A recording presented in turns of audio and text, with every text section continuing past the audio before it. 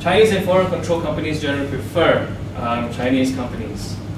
However, I skimmed over that a little bit. This was, just to verbalize, the numbers, the statistical findings. For engineering jobs, Malay control companies are less likely than Chinese control companies to call Malay applicants. Okay, so a Chinese control company, right, is more likely to call a Malay applicant than a Malay control company. Interesting. Chinese language requirement has a larger effect than Chinese or foreign ownership.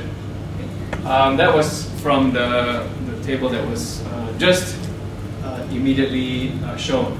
And the reason I'm drawing out here is that there's, I think, a lot of the spotlight is shown in a very caricatured and stigmatized way about these, bad Chinese or foreign companies, like ownership and management as the problem. When Chinese language is required, that's where the gap, right? Chinese language requirement has a bigger impact on the likelihood of calling a Chinese for interview, okay? Which is, again, right, something that to me validates the fact that, having Chinese as a job requirement is probably a legitimate criteria that they're following through on. But just to remind everyone, right, even with the Chinese language as a requirement, there was also a proportion of Malays that were called for interview. Okay.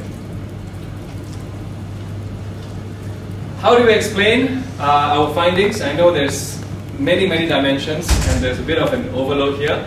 Try to now moving towards a summary and importantly explaining it. Well, the first thing that stands out is that cultural and lingual compatibility, right, seem to be an important part of the explanation.